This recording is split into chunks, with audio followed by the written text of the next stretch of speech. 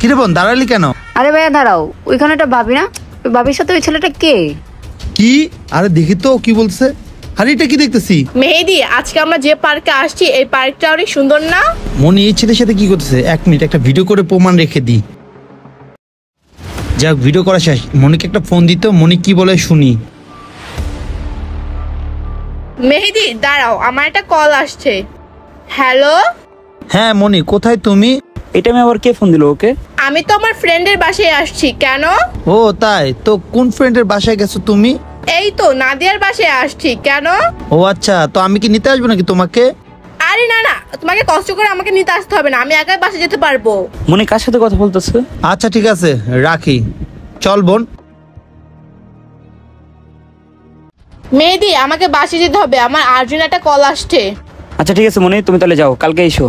আচ্ছা মেহেদি, রাগ করে না, যাই তাহলে, আল্লাহ হাফেজ। মনি আসছো তুমি? হ্যাঁ আমি তো আসছি, বাট তুমি বাসার বাইরে কেন? বাসায় চলো। হ্যাঁ যাচ্ছি ভিতর। যাই হোক, নাদিয়া কেমন আছে? এই তো আলহামদুলিল্লাহ ভালো আছে। আর ও অনেক ভেঙে পড়ছিল তো, তাই ওর সাথে একটু আড্ডা দিয়ে আসলাম, এখন অনেক ভালো লাগতেছে। ও আচ্ছা তাই, সে কি ভেঙে পড়ছিল না ভেঙে পড়ছে? মানে কি বলতাছো?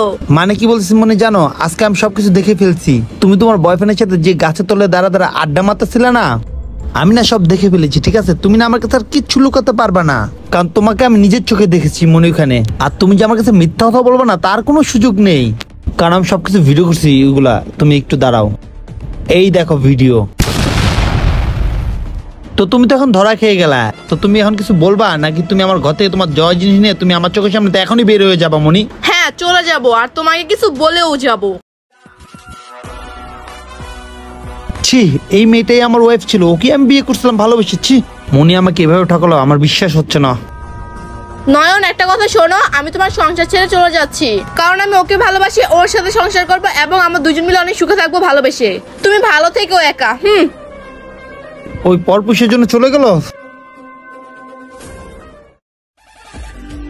কি ব্যাপার মনে, তুমি আমাকে এখানে আর্জেন্ট আসতে বললো কেন? তুমি কি জানো না আমার একটা ইম্পর্টেন্ট কাজ ছিল? তোমার ফোন পাওয়ার সাথে সাথে আমার ইম্পর্টেন্ট কাজটা ফেলায় এখানে আসছি। আচ্ছা কি বলবো বলো। আর যাই হোক, তোমার কাঁধে ব্যাগ কেন? নয়ন আমাদের সবকিছু জেনে ফেলছে, জেনে ফেলার পর আমাকে বাসা থেকে বের করে দিচ্ছে। আর আমি তো খুশিময় চলে আসছি, আমি তোমাকে ভালোবাসি, আমি তোমার সাথে সংসার করতে পারবো। কি মনি, এসব তুমি কি বলতেছো? তুমি কি পাগল হয়ে গেছো? You are mental. কেন মেহেদি, তুমি কি আমাকে ভালোবাসতা না? তুমি এসব আমাকে কি বলতেছো? আরে থামো থামো, বাই দ্য ওয়ে, তুমি কি টাকা পয়সা নিয়ে আইছো না খালি হাতে আইছো? হ্যাঁ আনছি তো। কেন? ব্যাগটা দাও, ভালো করে চেক দিই কয় লাখ টাকা নিয়ে এসে। আমার মনে হয় 10-12 লাখ টাকা নিয়ে এসে, স্বর্ণগণও আনছে। কি ব্যাপার, পাচ্ছি না কেন? দেখি তো এই পাশে। আরে মেহেদি, তুমি এভাবে কি খুঁজতেছো? তোমার কি হয়েছে? আরে কিছুই তো আনে নাই, খালি নাকি ব্যাগটা? আরে তুমি এভাবে কি খুঁজতেছো বলো একবার আমাকে। তুমি ক্যাশ আর গোল্ডেন কিছু আনছো নাকি? এটাই খুঁজতেছি। আমি তো এগুলার কিছুই আনি নাই। কি বললো? কিছুই আনে নাই? কি হলো, এইভাবে অবাক হয়ে তাকিয়ে আছো কেন?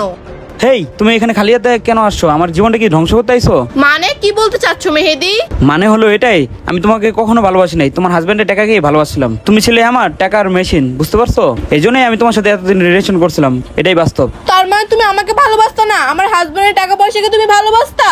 হ্যাঁ, আমি তোমাকে কখনো ভালোবাসতে পারি নাই, ভালোবাসবো না। মেহেদি, কেন তুমি আমার সাথে ভালোবাসা অভিনয় করলা? কেন তুমি আমার সাথে এই গেমটা খেললা? বলো বলো তুমি।